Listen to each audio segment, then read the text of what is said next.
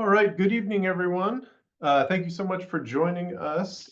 Before we begin, just like to go through a little bit of meeting logistics. So we do have Spanish interpretation provided by the Communication Bridge. I'm going to invite them to say just a few words, directing folks to the Spanish language function. And so I'll ask Gilberto to just say a few words. There's also information in the chat. So go ahead, Gilberto, if you're ready.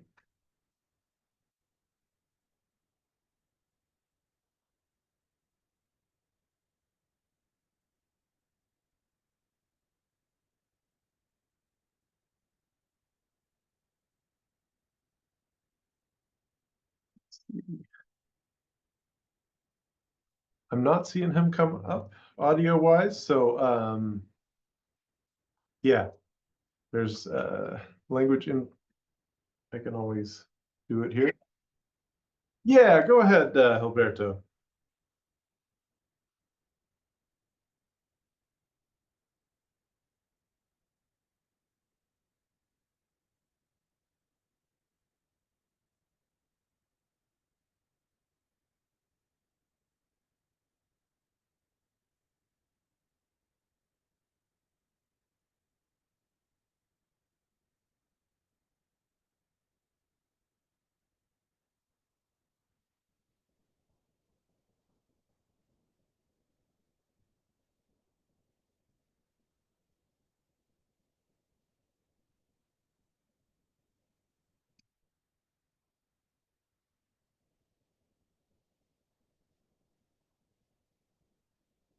Thank you very much, Gilberto.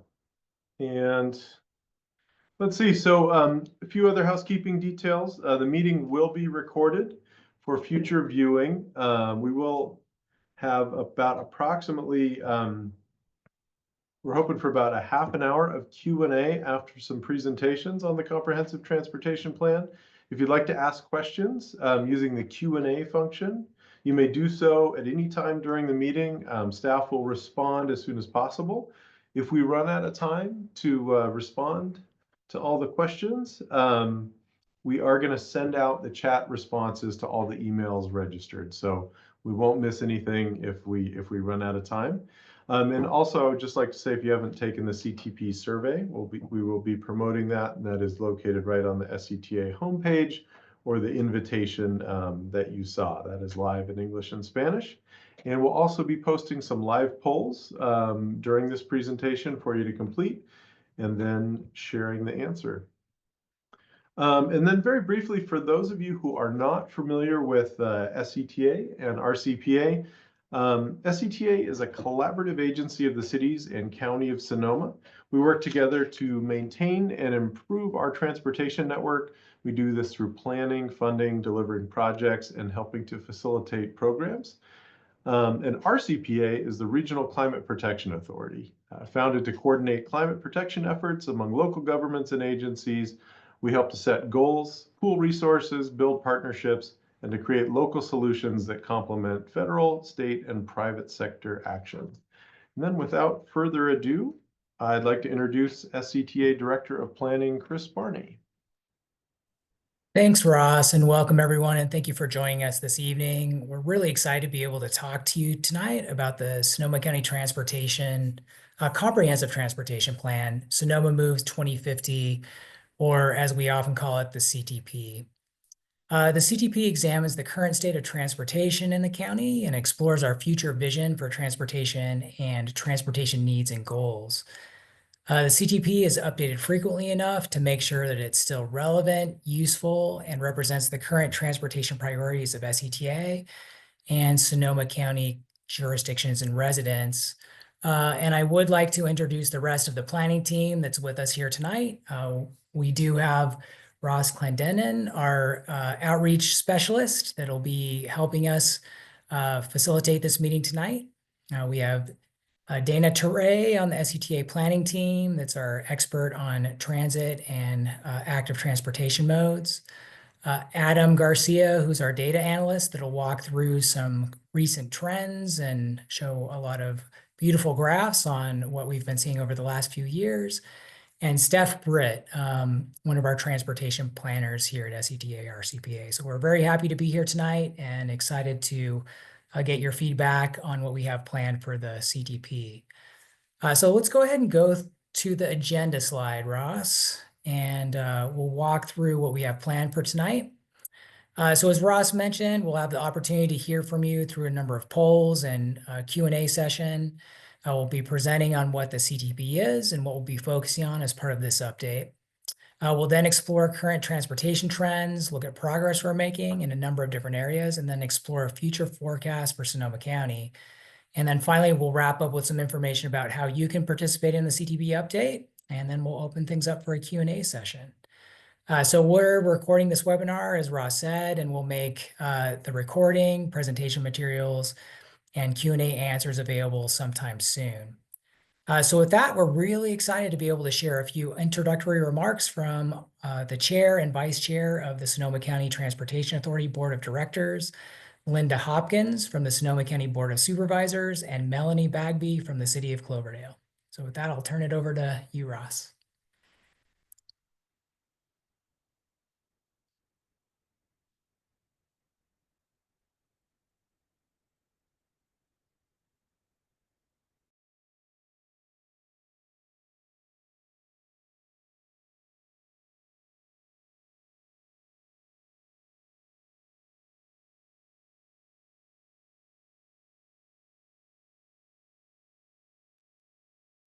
Let's try that again.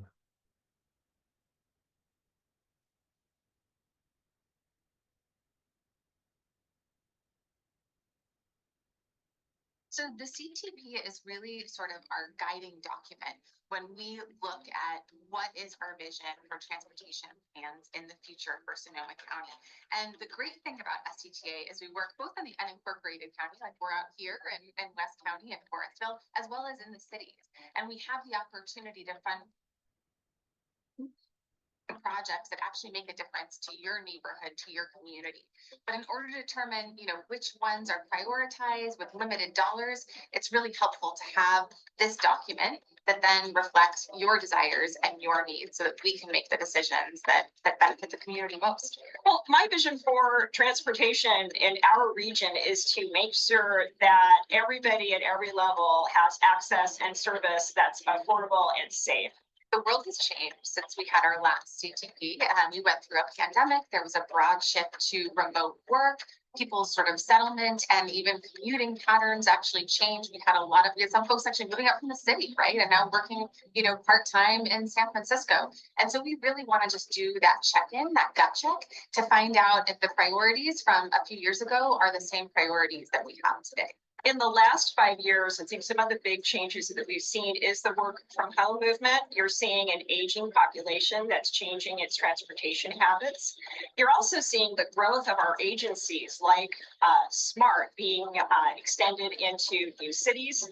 And then in addition to that, the multimodal SMART trail is incredibly popular. And so we're seeing people really change their habits. They're walking more, they're biking more, and the overwhelming response is we want more of this. I know that everyone is busy, and we tried to make this survey as easy as possible. So it's in English, it's in Spanish. We really want to hear from you, and then that will provide us with the information, with the data, with the ideas for how to make this comprehensive transportation plan better and really reflective of what the community wants. Well, we really want people to participate in the comprehensive transportation plan, and importantly, this bilingual survey, because again, it's done every 5 years, and it's really the community's opportunity to have their voice heard.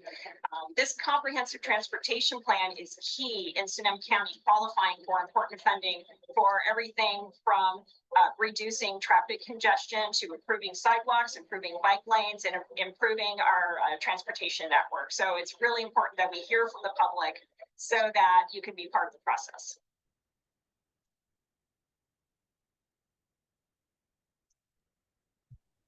All right. Thank you so much, Ross. We really appreciate the vision and optimism of Chair Hopkins and Vice Chair Bagby as they are helping us lead us through the process of updating the CTP.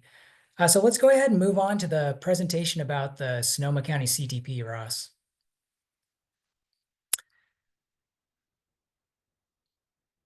Oh, we have a live poll. Let's go ahead and move into that.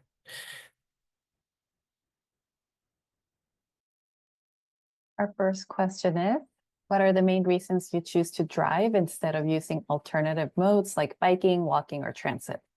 Is it due to the convenience and speed, lack of safe bike or walking paths, infrequent or unreliable transit options, weather conditions, habit or preference, or other? Also on this one, if driving became more expensive due to fuel prices or parking fees, how would that impact your transportation choice? Would you use alternative modes, for example, biking, walking, or transit? Would you consider carpooling or ride sharing? You wouldn't change your habits, or would you reduce the number of trips or other? And we will give folks just a few seconds to fill that out. And then we will share the answers with you right away. And just a reminder that we have a much more in-depth survey, which, like I said, on our website, and we'll be sharing the QR code for that as well very shortly.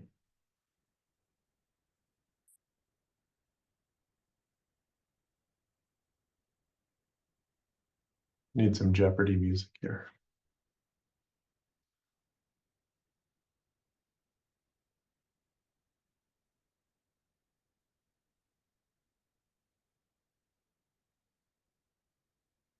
All right, so we'll go ahead and take a look at the results. And see that on this first question, certainly infrequent and unreliable transit options is pretty high. Convenience and speed, lack of safe biking or walking paths, not so much weather conditions or habit and preference. The second question, a lot of folks would use alternative modes and consider these other options. So just a taste of some of the things we've been talking about.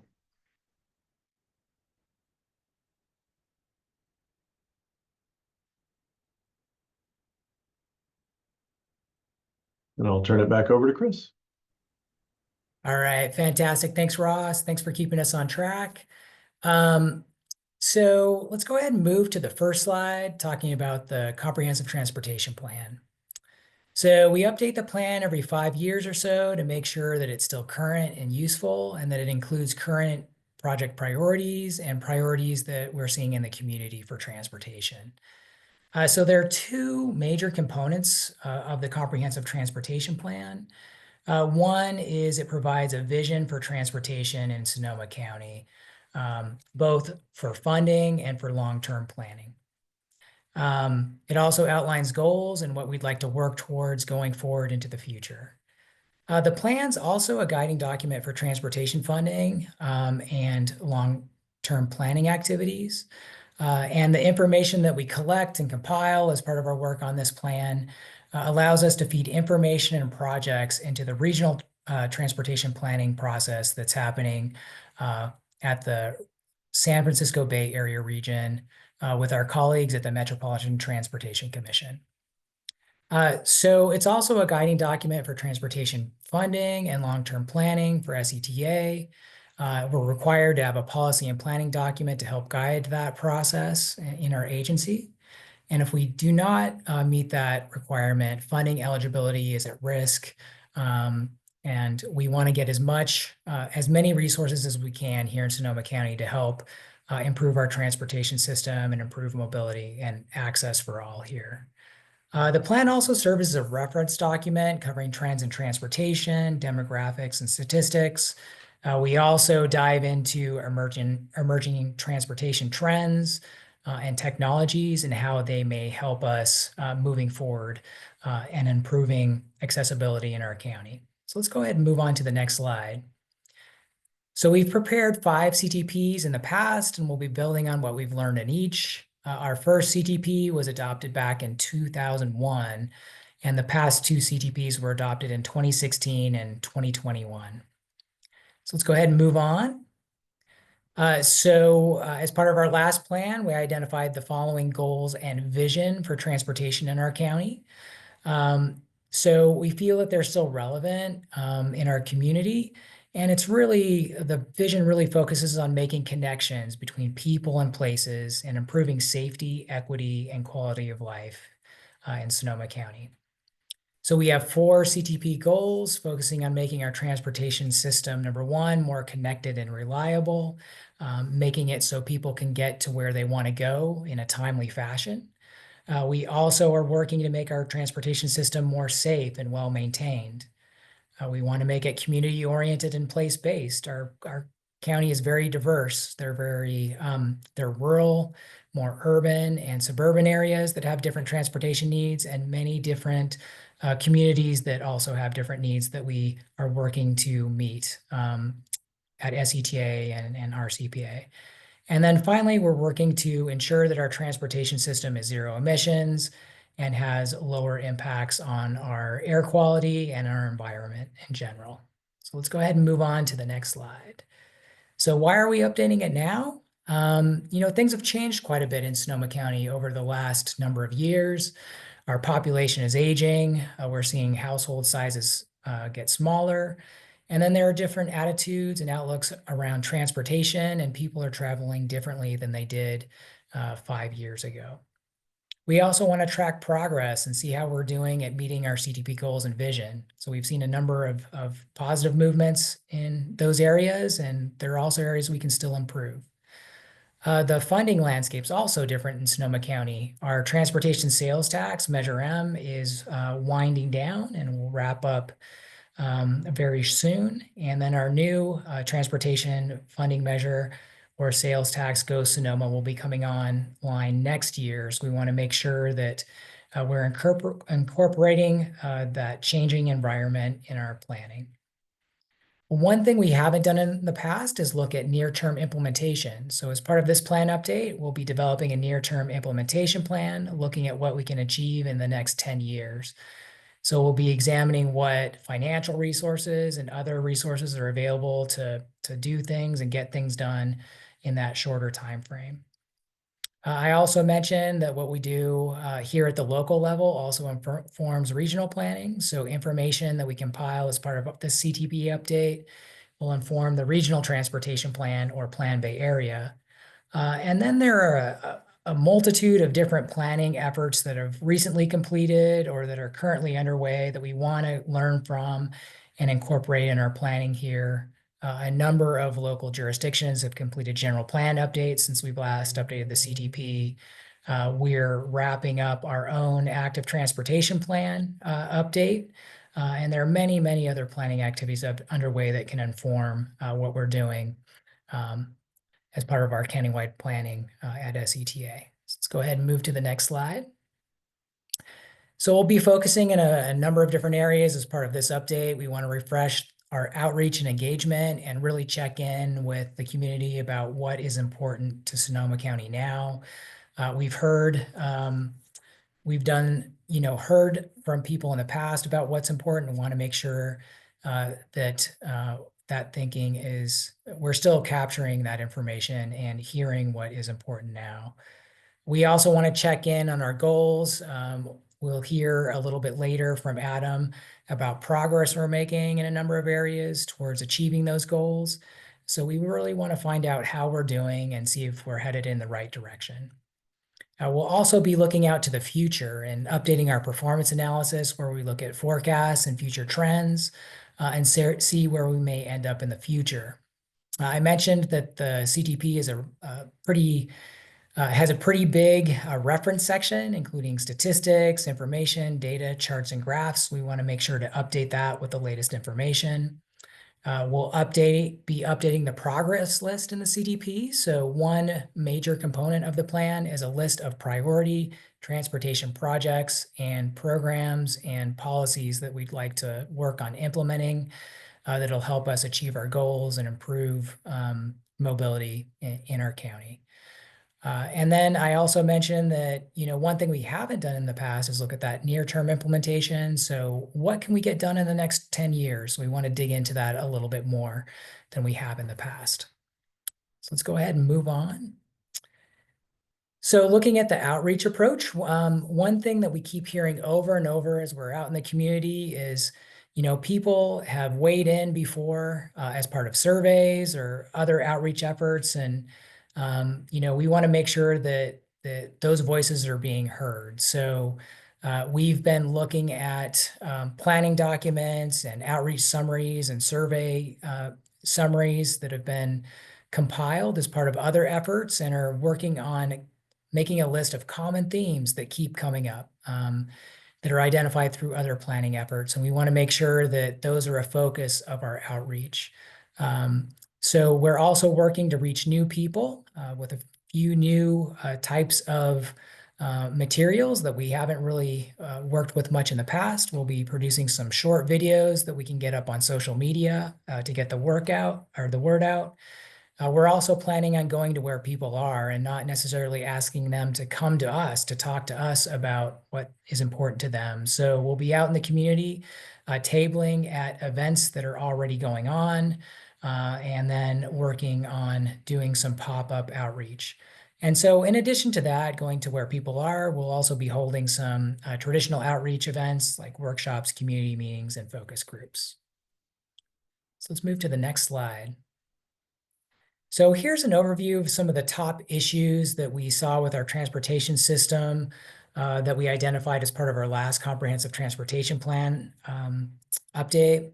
So we can see that at that time, this was back in 2020, 2021, that time, environmental impacts, maintenance of the system, cost to travel, safety, and the difficulty getting around without a car were all identified as top issues. So as we work on this current CTP update, we really want to check in to see if these are still important to Sonoma County residents. Let's move to the next slide. So I mentioned that we're reviewing different outreach materials and findings from different planning efforts to identify major themes. So you can see in a cross-section of some of those on the right of the slide, including the Sonoma Clean Power Transportation Needs Assessment, the regional plan, previous CTPs, transit integration studies, general plans, and other planning efforts. And on the left, the graphic, you can see some of the common themes that we're seeing through this process. Many are quite consistent with what we were seeing before. So topics like safety, maintenance, potholes, transit, travel costs, travel times, biking, and walking are all rising to the top as key issues. So as part of each CTP update, we measure performance and progress we may be making on implementing the plan, and we're working to assess, number one, what recent progress we've made, and we'll see some of that tonight. Number two, how we can meet goals and the plan vision. We'll dig into what types of projects and policies are the most effective at helping us meet our goals and objectives.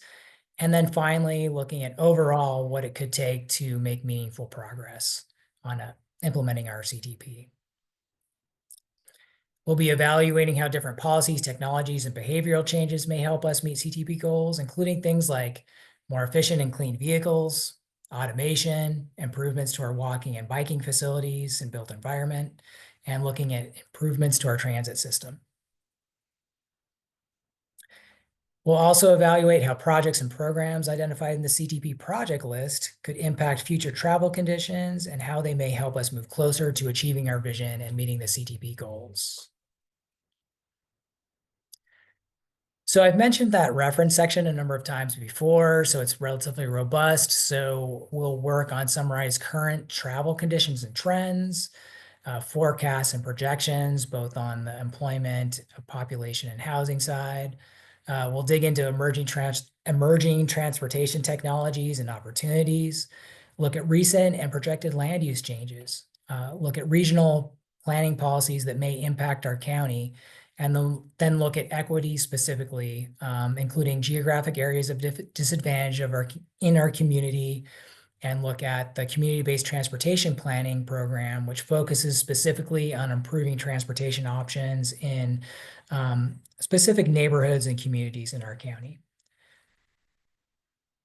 So I mentioned that we'll be updating our project list. The comprehensive transportation plan identifies transportation projects and programs, including bicycle, pedestrian, roadway, and transit infrastructure improvements, which are local priorities, and which could help us improve the countywide or local transportation system.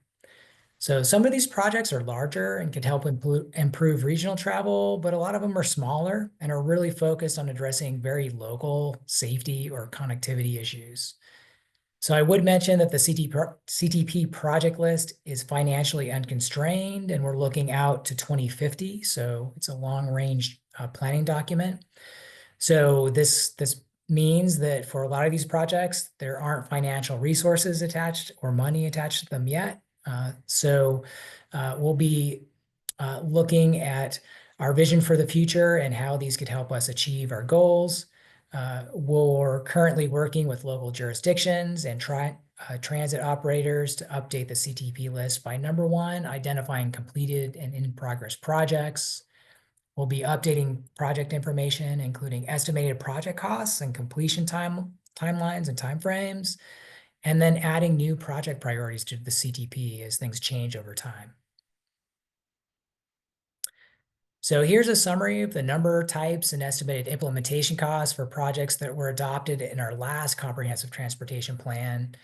So you can see that there are almost 300 projects on the project list across different project categories, including bicycle and pedestrian facilities, road or highway improvements, and transit projects, with an estimated project cost of over $1 billion.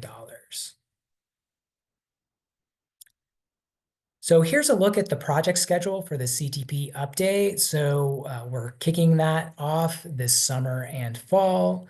There are a number of different tracks that we'll be working on. We'll be reaching out to the community and talking about the plan and gathering information on priorities over the entire course of the plan through next year. We've completed and compiled a progress report that summarizes where we're doing well and where there are opportunities for improvement. We'll be performing a technical analysis and really looking out to the future and evaluating our projects and policies that are included in the plan and looking at what will help us achieve our goals, what is the outlook for the future, and where we believe we'll be by the year 2050. We're also working on updating that project list, so I've talked about that before. So right now we're working on that with our local jurisdictions, and we're working to have a draft updated project list ready for review next spring. And then finally, we'll be working on producing a draft and final CTP next summer and fall, and looking to adopt the final CTP by the end of next year. So with that, let's turn things back over to Ross and Steph for another live poll. Thank you, Chris. I will go ahead and get the poll going.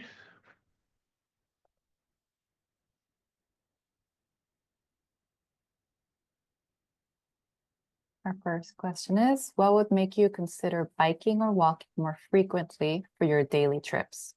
Would it be better pedestrian infrastructure like sidewalks and crosswalks, incentives or rewards for biking and walking, personal health benefits, or you're not interested in biking and walking? And the second question is, what would make you feel safer if you do bike and walk in your community? More bike lanes and paths, better lighting, more visible signage, reduced speed limits, increased police presence, or perhaps you already feel safe biking or walking. So we'll give this just a few seconds for folks to give some input.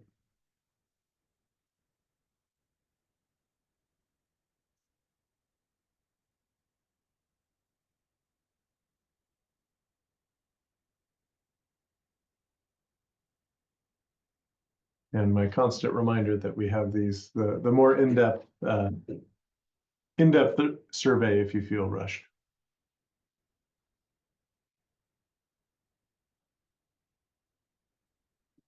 All right, so just on this little flash poll here, we will go ahead and share the results. And looks like the clear winner is better pedestrian infrastructure for question number 1, as well as personal health benefits.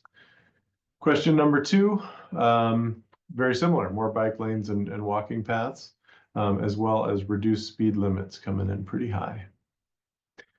All right, well, thank you very much, and we'll be back with another poll shortly. And now we will turn it over to Adam Garcia for current trends and CPT progress, our planning specialist. All right, hello everyone. I'm happy to share the following slides to provide an overview of the performance of our Sonoma County transportation system over the last few years. Next slide. So where we live is essential. It's to our travel patterns, to our cost of transportation, and how we benefit from, but also impact our environmental resources. So that could include access to parks, to jobs and other amenities, but also the associated greenhouse gas emissions as well that comes from our transportation. Next slide. So interesting and potentially unique among Sonoma County from the other counties in the Bay Area is that Sonoma County is largely self-contained, with nearly 9 out of the 10 trips staying within the county, with the remainder of the trips going into and out of Sonoma County, and about 1.5% as pass-through trips. Next slide. So thinking about the inter-county trips, so where do people go when we leave and come back into the county? The main partner is Marin, with a third going to Marin, followed by Napa, Solano, San Francisco, and Mendocino. The inter-county trips are influenced by work, by school errands, and recreational outings. Next slide. If we focus in on the work trips only, most of Sonoma County residents, or about 84%, work within the county, followed by about 6% in Marin, and then the remainder spread to the surrounding counties. Next slide. So stepping back to take a look at some important travel patterns, we can highlight a few important findings. For one, most of the trips in Sonoma County are under 5 miles.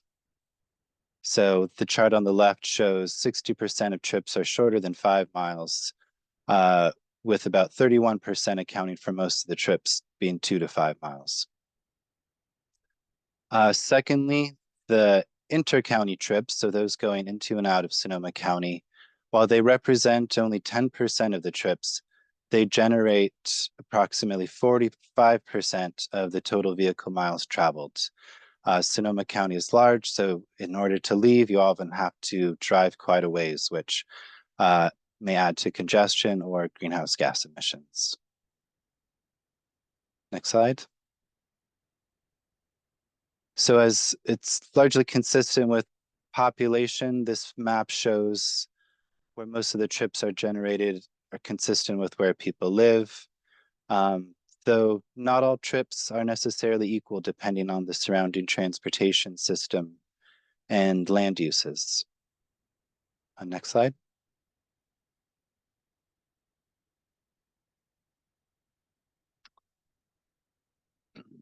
All right, so we will be looking at a few different performance measures,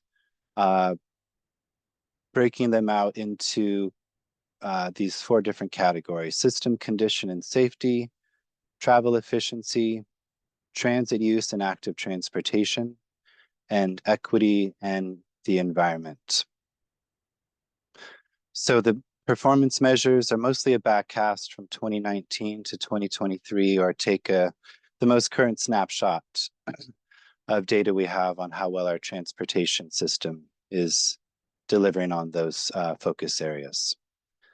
So for system condition and safety, there are 3 different measures we're looking at: pavement condition index, or PCI, pedestrian bicyclist collision rates, and then transit vehicle revenue hours. The PCI is an evaluation of the quality and condition of our streets. It's evaluated by city engineers every year, so it gives a great snapshot of how smooth or bumpy our roads are. Looking across the county, the PCI has been steadily increasing over the last few years as funding has become available for more repaving projects. Zooming into the jurisdictions, we can see a progressive rise in most jurisdictions with a few slight declines and a few holding steady, but mostly increasing in their PCI.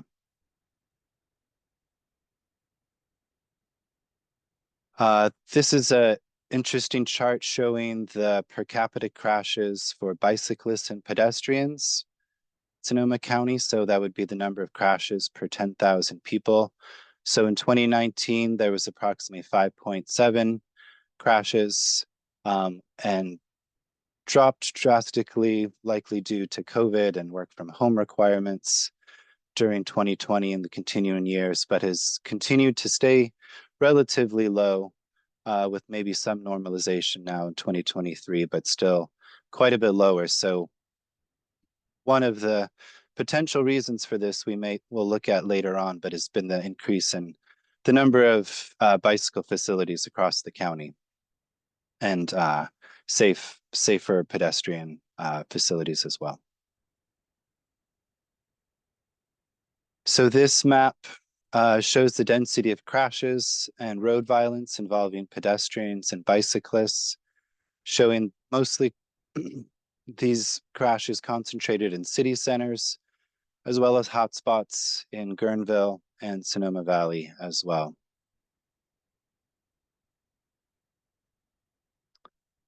So this is a ribbon chart. It's a new kind of chart we're using, which shows the change in values over time with the lowest value at the bottom and then the highest value at the top. So it provides a view of transitioning values from year to year. In this chart, the public transportation shows all of the, and this chart for the other public transportation charts, they are including only routes serving Sonoma County. So thereby excluding a few of the Golden Gate transit lines that don't serve or come into Sonoma County. Here we see transit revenue hours, which is the amount of time the buses and trains are out operating in the system.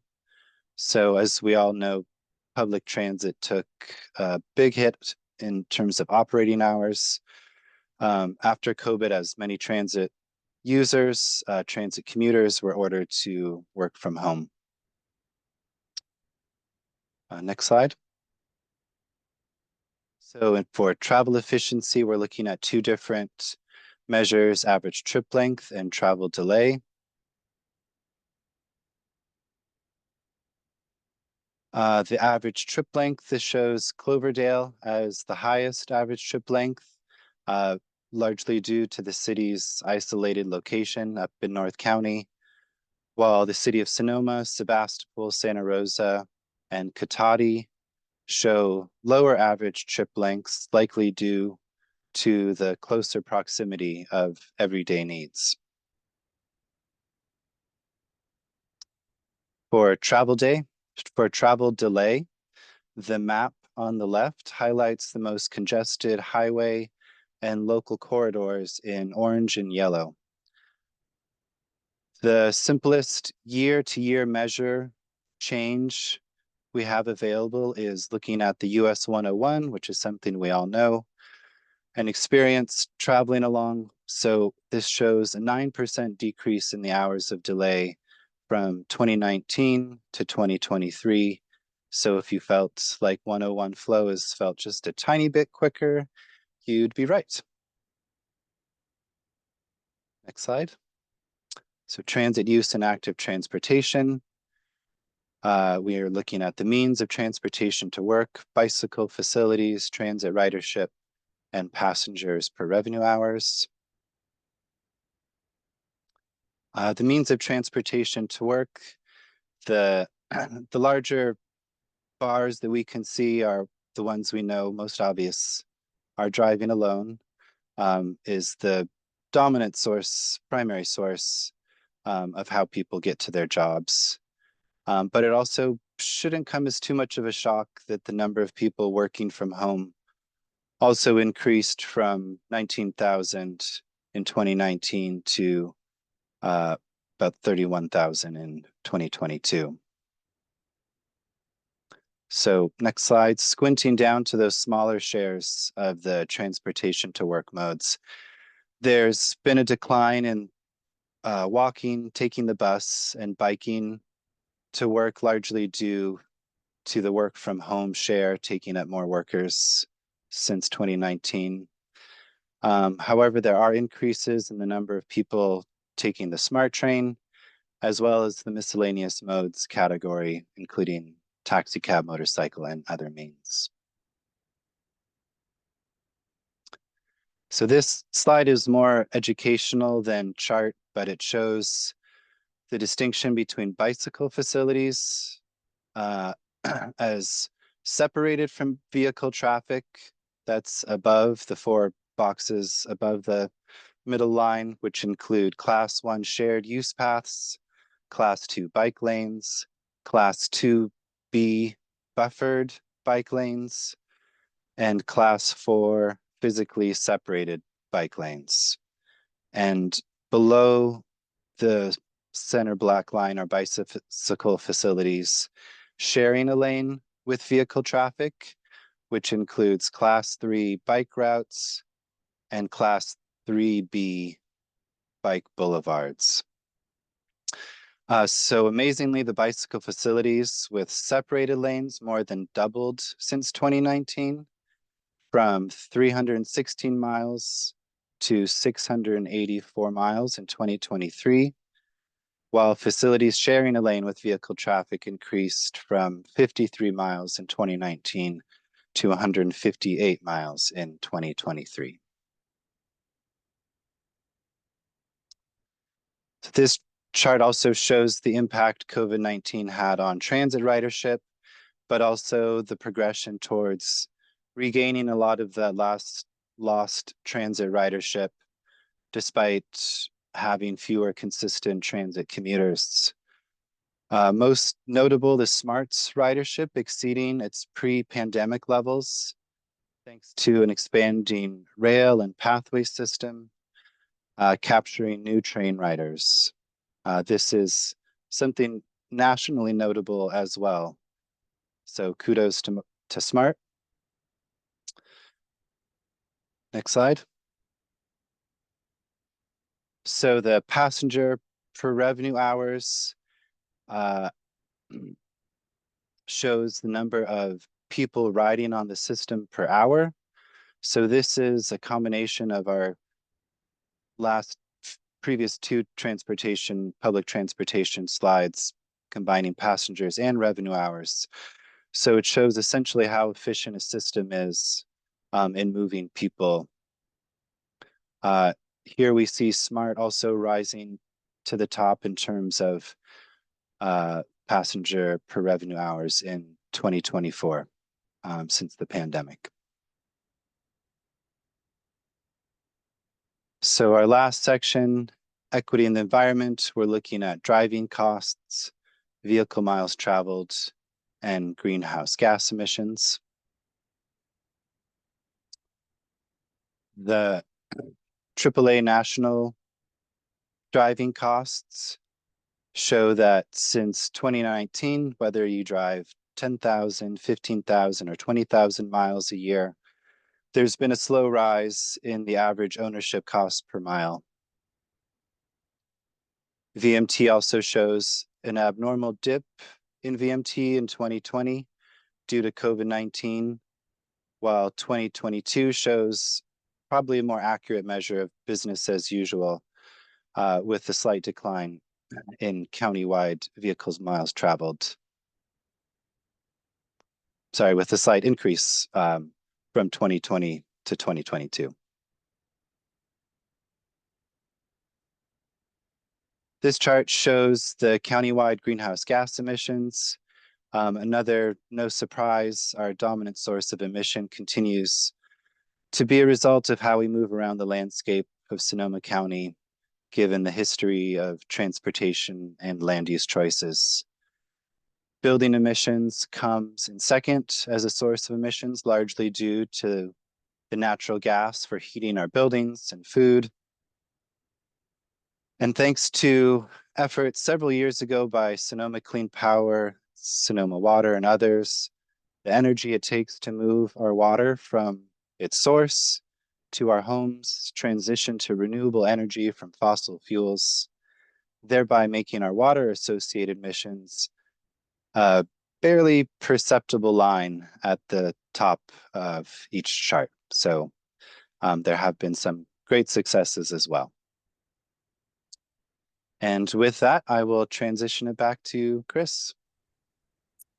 Fantastic. Thanks for walking us through all of that, Adam. It's good to see the some positive momentum there. So in addition to tracking recent trends, we also look out to the future in the CTP. And so I'll be providing a high-level overview of how we see Sonoma County changing over the next 25 years. So let's take a look at the forecasts and projections of population, employment, and household growth in Sonoma County. All right, so let's start by looking at population growth in the county since 1950. So you can see on the left, there's been pretty steady growth in the county from 1950 up until the 2000s, when things really began slowing down and really flattened out since 2010. So this flattening is really a shorter term trend, and growth could definitely pick up again. But at the state level, they're expecting this trend to continue in Sonoma County into the future. So we've seen a slowing or reduction in population growth in the county over the last 10 or so years. And there are a number of components contributing to population change, including births and deaths, and immigration and migration. So this graph highlights a shift we've been seeing in people moving into and out of the county since 2010, with the orange line showing the overall trend, and the dark blue line in the middle at the 0 showing the inflection point between more people moving into the county versus more moving out. The dark green or teal portion of the bar represents people moving in or out of our county from other states or other parts of California. And the light green portion of the bar represents people moving in and out from other countries. So you can see that from 2010 to 2016, we were seeing more people moving in than out. But that really changed in 2017, where the trend was more people moving out than into our county. And 2017, as we all know, marked a period of repeated wildfire events, starting with the Tubbs Fire. And you can really see the significant shift in domestic migration or people moving to other states or other parts of California at this point. You can see that dark green line below the 0 there. So again, this is a short-term trend, and we'll be tracking this going forward to see if it continues into the future.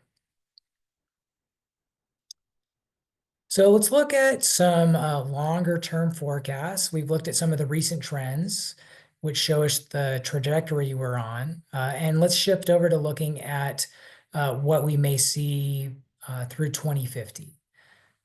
So this information, these forecasts and projections are coming from our colleagues at the Metropolitan Transportation Commission and the Association of Bay Area Governments and the California Department of Finance.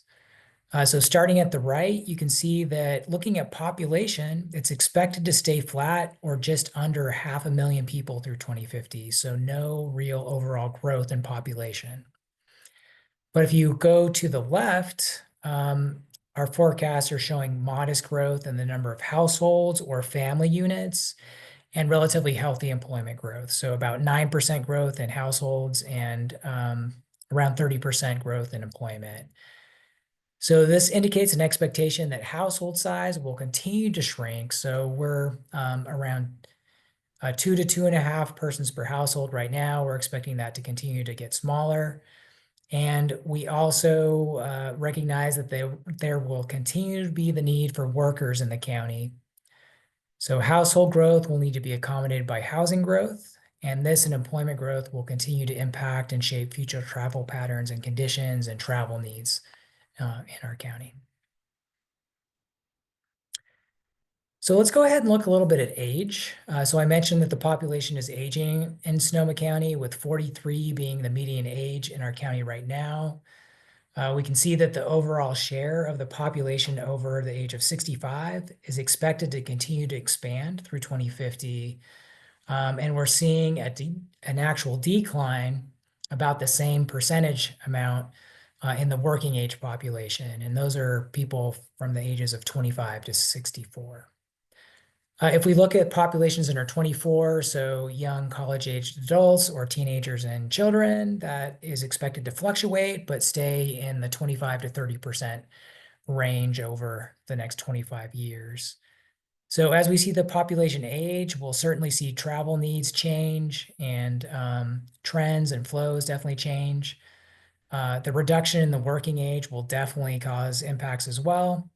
And with the forecasted increase in jobs, it could mean that older adults may need to stay in the workforce longer, or we may need to import workers from outside of the county. So we could definitely see some changing travel trends because of that.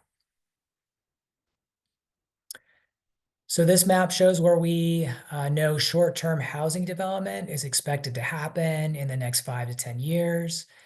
So you can see the distribution or location of green dots on the map shows where growth will be happening, at least in the short term. You can see it's happening in the built-up core area of our cities and town along Highway 101 and in other incorporated areas.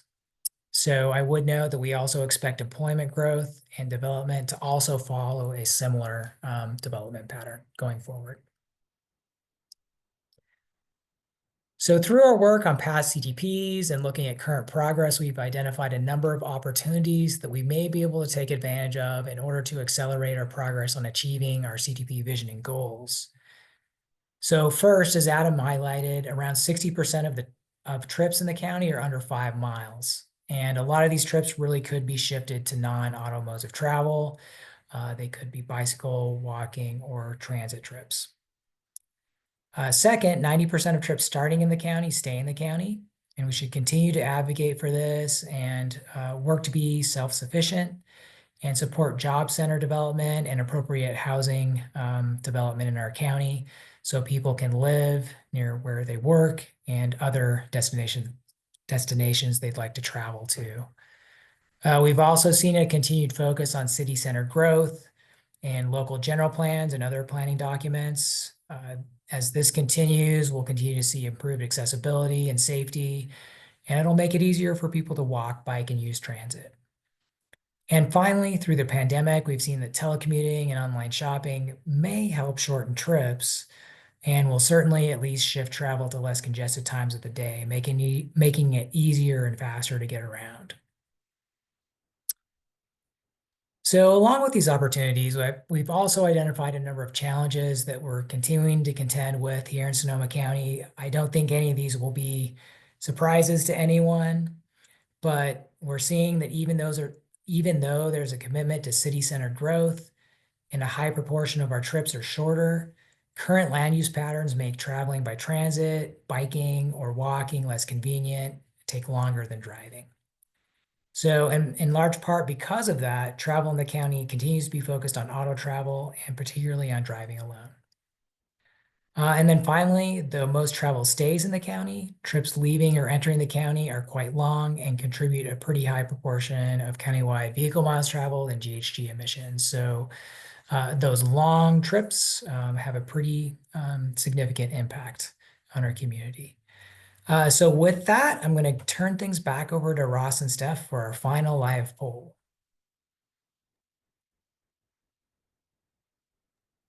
Thank you, Chris. We'll get that launched here.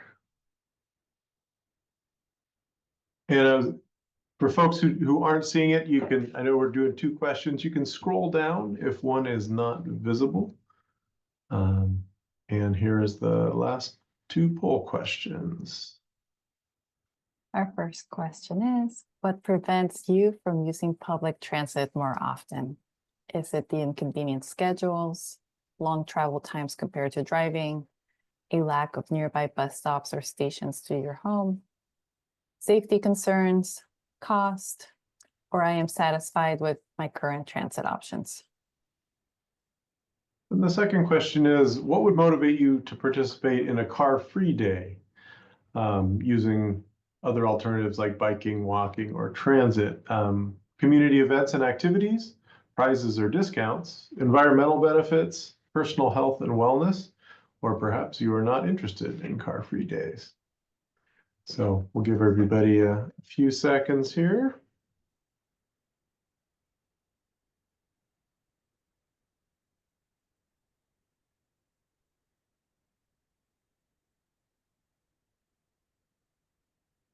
All right, and we will go ahead and share the results. And it looks like schedule is big. Long travel times certainly are big concerns and impediments from using public transit, and community events and environmental benefits certainly are big motivators to participate in a car-free day. All right, well, thank you for participating. And very briefly, just wanted to tell you again about the survey, the CTP survey that we are doing. So again, this is an online survey, takes about 10 minutes or 5 if you're fast, but there are some, unlike what the poll questions that we were doing today, we have some open-ended questions, so you can really get more in depth. And the QR code on screen will take you to the survey. If you end up on the English page and you want Spanish, there is a link in Spanish and vice versa. We also have on the homepage of the SCTA website, we've got links to some of the previous CTP documents if you'd like to review those. The other thing that we're doing right now is getting out into the community. So if we're tabling, we're doing some pop-ups, presenting to committees, both in-house SCTA committees and outside. So please let us know if you're involved in an organization or perhaps sitting on a committee that would benefit from a presentation regarding the CTP, or perhaps setting up a focus group or something similar. So you're always welcome to also send feedback or comments directly using the main info at SCTA mailbox, or reach out to any of us directly, and we'd be happy to set something up. So we'd love to get more involved and hear from everybody, and especially if they're folks that don't feel heard or don't often have a chance to express their priorities, we would love to hear from you. So we are approaching the end of our presentation, so I'm going to turn it over to Chris for some closing comments, and then we will open it up to some Q&A. Fantastic. Thanks for that information, Ross. So as we wrap up today, I'd really encourage you to visit our CTP update website, take the CTP survey, and let us know if you'd like to learn more. So let's take another quick look at the CTP schedule. It's up here on the screen.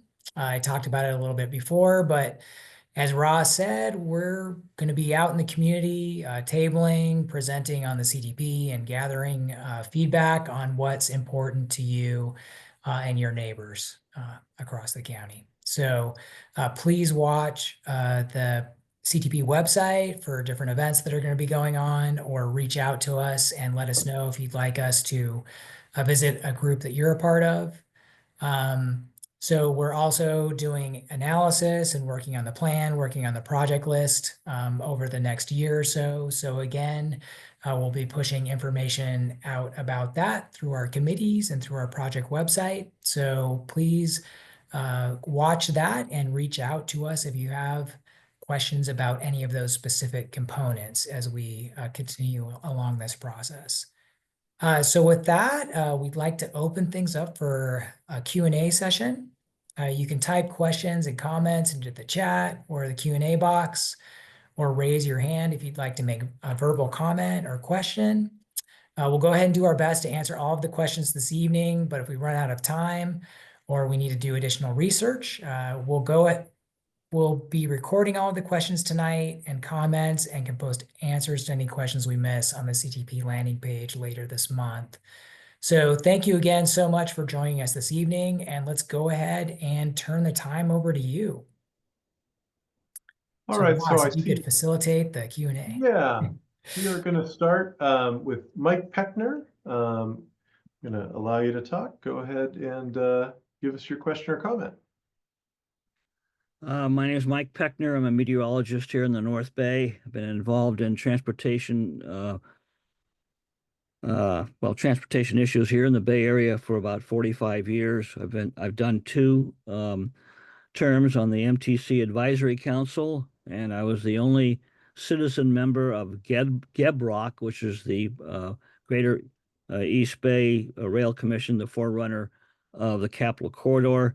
I worked for SMART for 4 years, so I have know something about transportation. I'm almost shocked that you have not mentioned freight rail in your transportation issues, especially when it comes to greenhouse gases and the 101 corridor. This is from the EPA now. If you take light cars, SUVs, and light trucks, they can contribute about 55% of the greenhouse gases here in Sonoma County. Trucks, the big trucks that haul lumber down 101, along with gravel and sand and other construction products, they amount to about 25% of the greenhouse gases. If you look at the entire picture in the United States, railroads, diesel engines contribute a mere 2% of greenhouse gases across the country.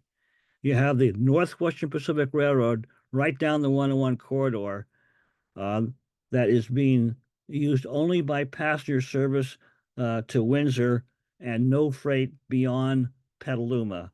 This is an incredible feature that's been totally ignored in all of your presentations. The amount of money to restore service is a pittance compared to the money being presented or spent on the 101 corridor and other projects in the county. I suggest that you revamp what you're doing there in terms of greenhouse gases and include freight rail in the project or in the vision up through 2050. And the reason why I say this is because the amount of money needed to restore service on freight rail is peanuts compared to what's been spent on 101. There are 3 lumber companies, for example, in Cloverdale. I've personally gone to 2 of them, and they would go to rail tomorrow. Trucking is costing them much more than rail, and that would take lumber traffic off of 101. Thank you. Thank you very much, Mike. And next we will go to Ed Schultz. Okay, there. A couple of comments and then maybe a question.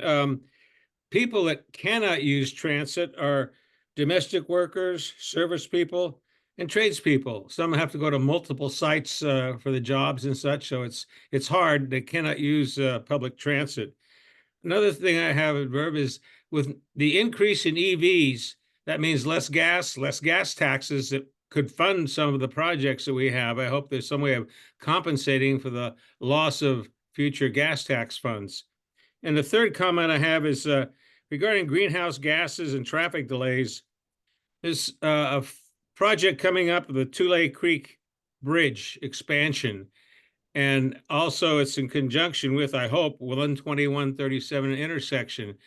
If they combine that and utilize the proper funds to have the Tule Creek Bridge elevated high enough to come over the rail and the creek to allow influx of the marsh, but also improve the intersection, which creates a lot of greenhouse gases, hopefully for the future of the causeway. Thank you.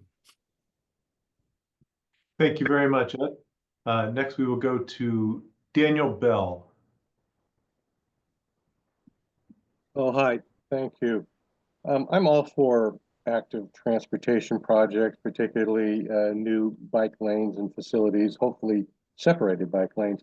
But I do want to just highlight that the Board of Supervisors recently approved a new bike lanes on Arnold Drive between Country Club Drive and Madrone. And that's great, but the bike lanes are only 5 feet wide, and the speed for cars going along this stretch of Arnold is 45 miles an hour. I don't know about you, but riding a bike in a 5 foot wide bike lane with cars going at 45 miles an hour just is not safe. And I'm certainly there's some schools in the area, and we'd want to encourage kids to use this bike lane. But if we design them in this manner, I'm afraid they just won't be used. Thank you. Thank you very much, Daniel. That is all the hands I see at the moment. Does anyone else, would anyone else like to provide a comment or ask a question? And I believe I see Neil Hancock. I have allowed you to speak. Yes, hello. Thank you very much for the informative session. I'm just wondering, what is the process when you've identified a bike lane, like the one really from Santa Rosa to Sonoma along Highway 12, or the one from Stony Point along to Sebastopol? What's the process for actually identifying how you do the design and the funding for it? Thank you. Thank you, Neil. Anyone want to weigh in on that? Yeah, I can give a first pass, and then Dana, if you'd like to weigh in as well. Thank you so much for that question. I think a first step is getting a project actually on the book at a high level, with extents and some rough costs. Once we have that in a plan like the comprehensive transportation plan and potentially even the regional transportation plan, it may tee that up for future funding opportunities. Once it's been scoped out to that point, we'd really need to work with the engineering staff and our projects and programming staff here at SETA and the local project sponsor to, make sure that engineering and design's done and move towards identifying that funding to get it implemented. So I'll go ahead and pitch it over to Dana. She may have some additional thoughts to add. Yeah, Chris, thank you for that. I think that you have covered the process well. And Neil, if you have any additional questions, feel free to ask them.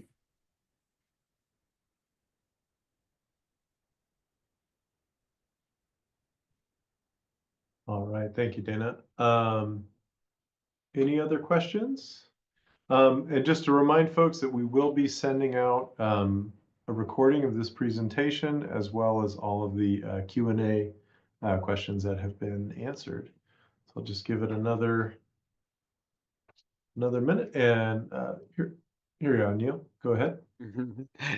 Yes, thank you. Another bit of a bigger question when it comes to pollution reduction through the use of electric vehicles and the charging. It seems like, really talking to a number of people, that maybe there's going to be a lot of problems with the ability to charge from multifamily housing. If you're going to buy an electric vehicle or a hybrid, you want to know that you can charge easily at home. I was just wondering, is the transportation plan going to do any mapping of essentially places that aren't going to be able to easily get an electric vehicle charged? Or is that sort of concept completely just not within a transportation plan? So it's really, we have a new version of energy delivery through wires, but where are there deserts in that electrification process? Where are there places that are going to be very, very hard for charging to happen, and for any potential homeowners, multifamily places, to be able to get a charge? Thank you very much. Ross, I can take a try at that one. So yeah, thank you so much for that comment and question. So there was a little bit of analysis done in that vein as part of our shift plan a number of years ago. There was some suitability analysis that included residential and non-residential charging locations. We won't be covering specific gaps or charging deserts as part of the comprehensive transportation plan update.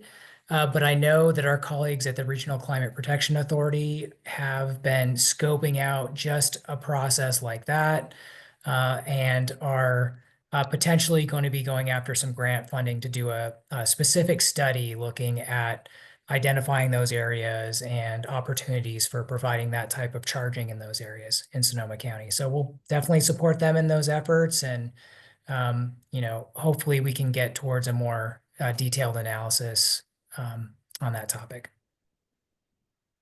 Thank you. We'll go to Carol and then we'll go to Mike. Go ahead, Carol. Hi. This is a variation of the question that I asked in writing. When I find a bike lane that's really dangerous, and I can tell you Arnold Drive is going to be really dangerous, who do I turn to? I mean, some of these are in unincorporated areas, some of these are in city areas, but they need to get fixed. Who do I go to? I could take that if you'd like. So Carol, I was just typing this out, but happy to talk through it with you. For the unincorporated county, there is Sonoma County has a bicycle and pedestrian advisory committee that meets every month, and that would be the best place to voice your concerns. We are actually working on active transportation plans for both the county and the city of Sonoma, which you had mentioned. I'm going to put a link in the chat to where those draft plans are posted. The city of Sonoma's draft plan is out right now for public review, and there's a feedback form on the website, and the county's plan is coming out soon. So you bear with me just a moment. I'm going to put a link here for you to that webpage. Thank you.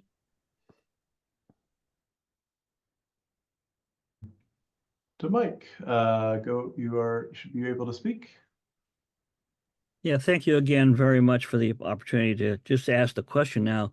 Why was freight rail omitted from this plan? And the reason why I say that is because Senate Bill 350, signed by Governor Newsom, mandates that the counties roll back greenhouse gases to 1990 levels. And since most of the pollution that we're talking about comes in the 101 corridor, it seems a no-brainer to revive freight service north of Cloverdale to Willits, so that the lumber companies would transfer the lumber to rail, and thereby reducing by a huge amount the greenhouse gases now that come from trucks on 101. Thank you. Thank you, Mike. Anyone have input on that? Yeah, I can weigh in. And Mike, thank you so much for the question and the comments. This is definitely something we'll investigate further. So thank you again for bringing it up, and we'll dig in.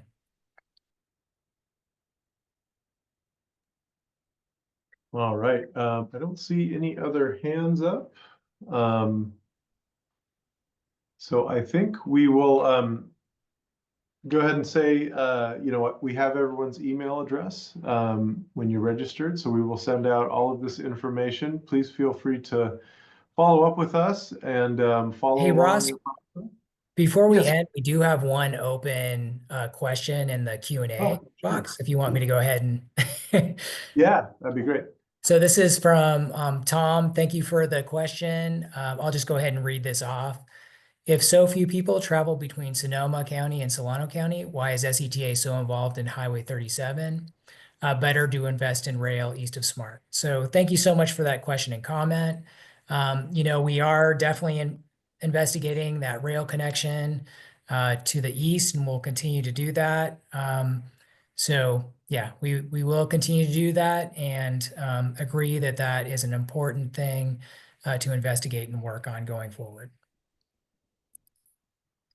And just one more quick addition on Solano County, based off our travel behavior survey addendum, commuting between Solano County and Sonoma County increased by about 2,900 trips, or about 28% between 2019 and 2022. So there's an increase in the back and forth between Solano County currently. Thank you. And I see David Liebman has a hand up, and I've allowed you to speak, David. All right, thank you, Ross. Hi, y'all. I have two comments that I want to add. One is related to the transit metrics. My hope is that, similar to the pavement condition index, which focuses on quality, we can have a similar transit metric versus passenger revenue hours. So one that focuses on actually defining a quality of transit service, since we know quality is what actually increases ridership. And then my second comment is hoping that, based off of the experience with the city of Santa Rosa and the Hearn 101 overcrossing, where the capital set aside from the city of Santa Rosa was almost their entire Public Works and Transportation Department budget for a year, does the comprehensive transportation plan provide a total cost of ownership analysis for the proposed projects and tell each city or the county in general what would be the capital annualized set aside for the proposed projects? Thank you. Thank you, David. Yeah, I can provide a comment on that last question. David, thank you so much for both of those comments. So, you know, on the funding question specifically, the CTP doesn't really get into that amount of detail on the projects. You know, it's basically just looking at a long range cost estimate for the overall cost of that project. So in order to, you know, get at, you know, those figures you've mentioned there, that would need to be wrapped up in that individual project development process. So we have colleagues on the team here at SCTA RCPA that are very involved in project development. So that's something we can definitely talk to them about.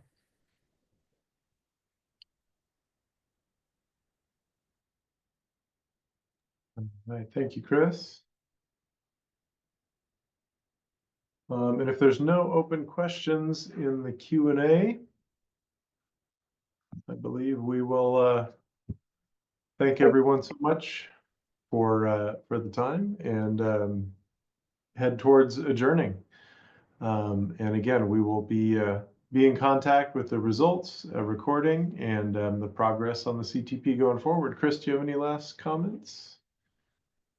Dana, you had something. Yeah, there was one question that came up in the chat that I think maybe could use a little bit more explanation.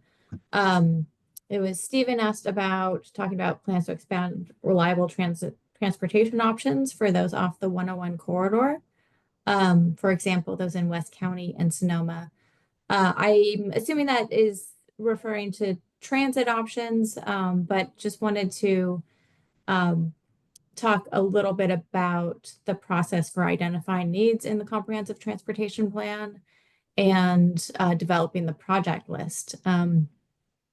This webinar and the survey is an initial piece of identifying the needs, and we will be putting together a project list starting very soon. And Chris, you might have some more to talk about in that for that process of developing the project list.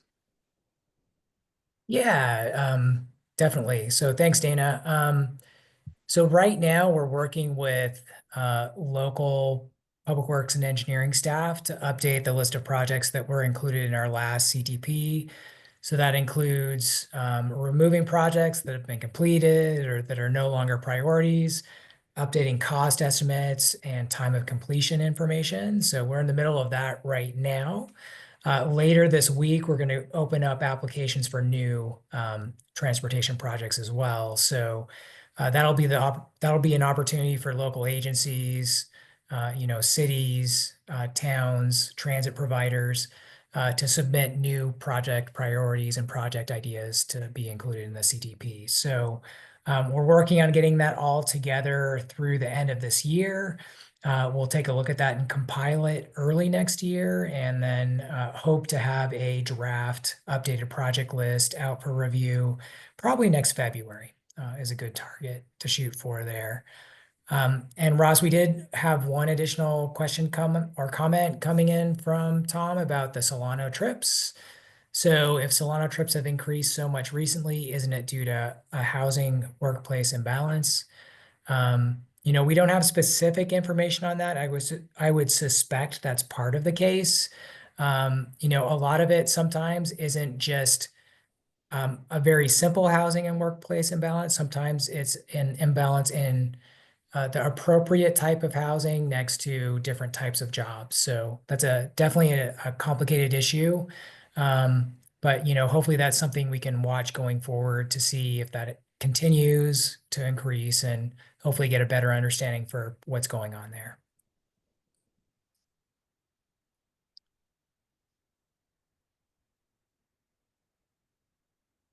So Ross, I think with that, I don't see any other open questions. Do you see any more hands? I do not. I do not. All right. Well, we thank everyone for attending and thank you so much for your thoughtful comments and questions, and appreciate you joining us tonight and encourage you to go take the survey and let us know if there are any other questions or comments you have going forward. Thank you very much, and thanks to our interpreters tonight. Much appreciated. Thank you.